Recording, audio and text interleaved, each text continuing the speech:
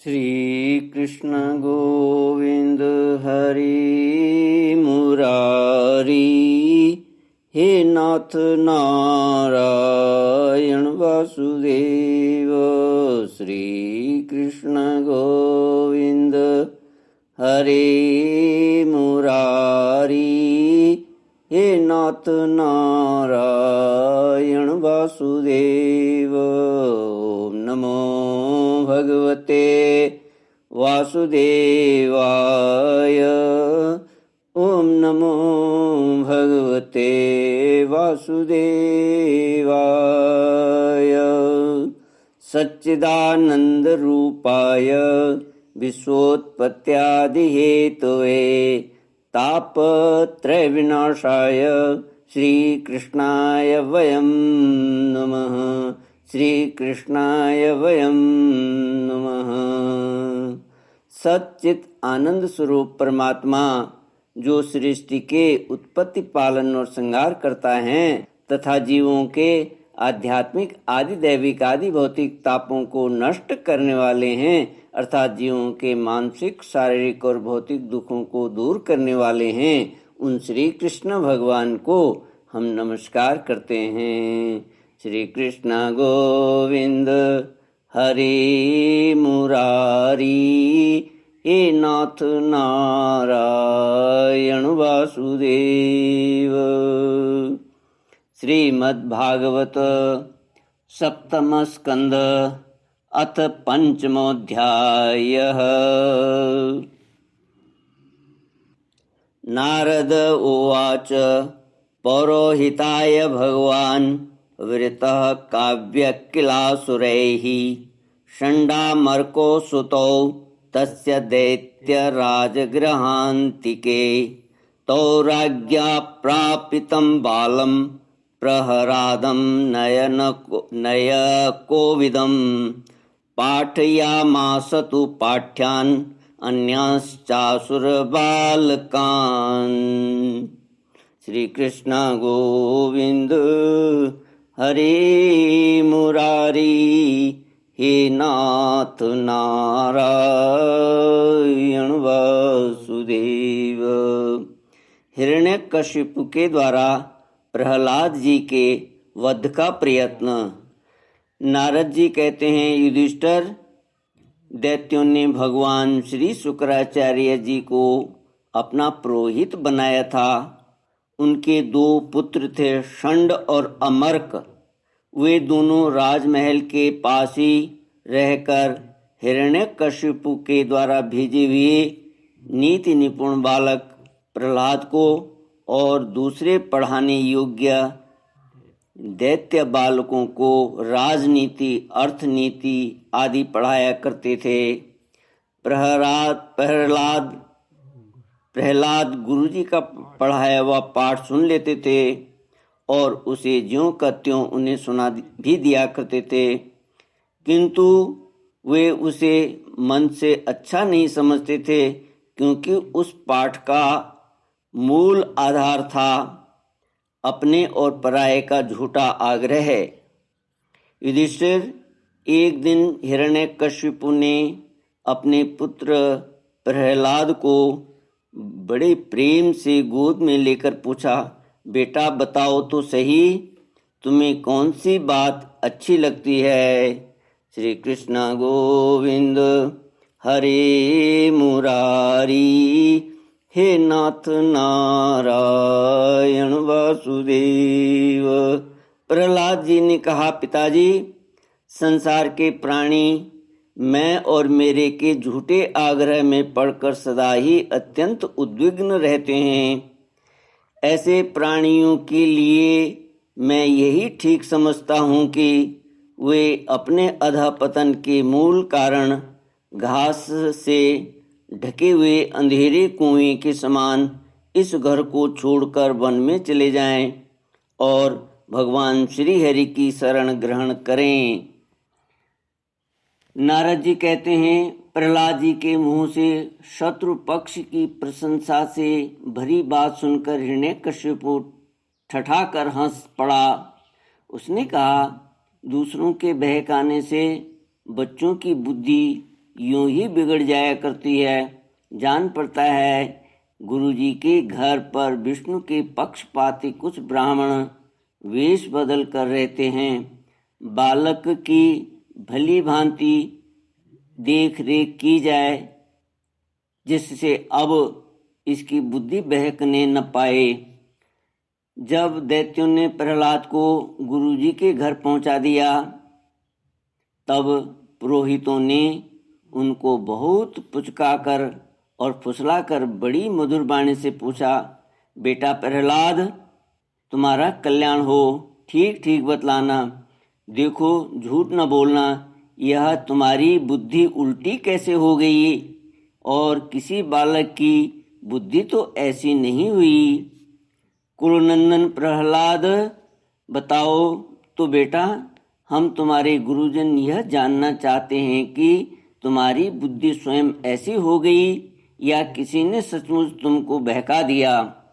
प्रहलाद जी ने कहा, जिन मनुष्यों की बुद्धि मोह से ग्रस्त हो रही है, उन्हीं को भगवान की माया से यह झूठा दुराग्रह होता देखा गया है कि यह अपना है और यह पराया। उस मायापति भगवान को मैं नमस्कार करता हूँ। वे भगवान ही जब कृपा करते हैं तब मनुष्यों की पाशविक बुद्धि नष्ट होती है। इस पशु बुद्धि के कारण ही तो यह मैं हूँ और यह मुझसे भिन्न है। इस प्रकार का झूठा भेदभाव पैदा होता है। वही परमात्मा यह आत्मा है। अज्ञानी लोग अपने और पराये का भेद करके उसी का वर्णन किया करते हैं। उनका न जानना भी ठीक ही है, क्योंकि उसके तत्व को जानना बहुत कठिन है और ब्रह्मा आदि बड़े बड़े वेदज्ञ भी उसके विषय में मोहित हो जाते हैं। वही परमात्मा आप लोगों के शब्दों में मेरी बुद्धि बिगाड़ रहा है।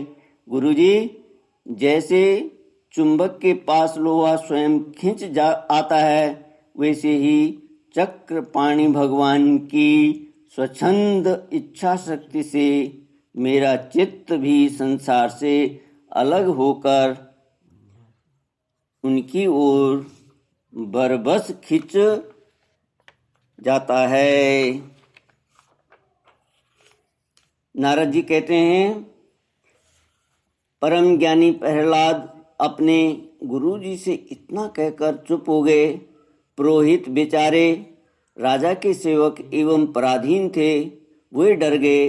उन्होंने क्रोध से प्रहलाद को झड़क दिया और कहा, अरे कोई मेरा वेद तो लाओ, यह हमारी कीर्ति में कलंक लगा रहा है। इस दुर्बुद्धि कुलांगार को ठीक करने के लिए चौथा उपाय दंड ही उपयुक्त होगा। दैत्य वंश के चंदन वन में यह कांटेदार बबूल कहाँ से पैदा हुआ? जो विष्णु इस वन की जड़ काटने में कुल्हाड़े का काम करते हैं, यह नादान बालक उन्हीं की बेंट बन रहा है, सहायक हो रहा है। इस प्रकार गुरुजी ने तरह तरह से डांट डपट कर प्रहलाद को धमकाया और अर्थ, धर्म एवं काम संबंधी शिक्षा दी। उसके कुछ समय के बाद जब गुरुजी ने देखा कि प्रहलाद ने साम, दान, भेद और दंड के संबंध की सारी बातें जान ली हैं, तब वे उन्हें उनकी माँ के पास ले गए। माता ने बड़े लाड़ प्यार से उन्हें नहला धुलाकर अच्छी तरह गहने कपड़ों से सजा दिया। इसके बाद वे उन्हें हिरण्यकशिपु के पास ले गए।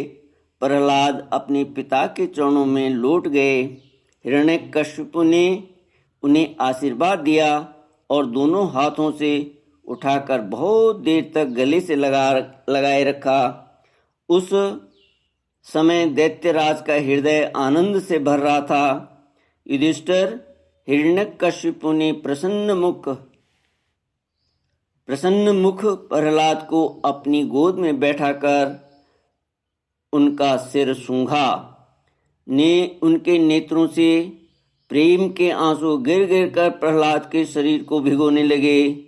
उसने अपने पुत्र से पूछा, श्री कृष्ण गोविंद हरि मुरारी, हे नाथ नारायण वासुदेव।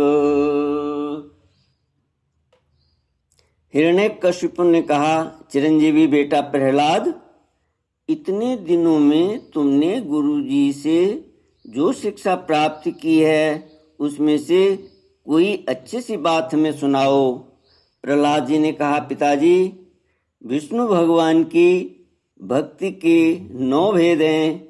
भगवान के गुण, लीला, नाम आदि का श्रवण, गुण, लीला, नाम आदि का श्रवण, उन्हीं का कीर्तन, उनके रूप, नाम आदि का स्मरण, उनके चरणों की सेवा, पूजा अर्चा, वंदन, दास्य, सख्य और आत्मनिवेदन। यदि भगवान के प्रति समर्पण के भाव से यह 9 प्रकार की भक्ति की जाए तो मैं उसी को उत्तम अध्ययन समझता हूँ। प्रहलाद की यह बात सुनते ही क्रोध के मारे हिरण्यकशिपु के ओठ फड़कने लगे। उसने गुरुपुत्र से कहा, रे नीच ब्राह्मण, यह तेरी कैसी करतूत है?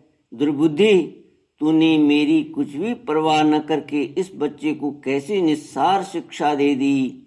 अवश्य ही तू हमारे शत्रुओं के आश्रित है। संसार में ऐसे दुष्टों की कमी नहीं है जो मित्र का बाना धारण कर छिपे छिपे शत्रु का काम करते हैं, परंतु उनकी कलाई ठीक वैसी ही खुल जाती है जैसे छिपकर पाप करने वालों का पाप समय पर रोग के रूप में प्रकट होकर उनकी पोल खोल देता है।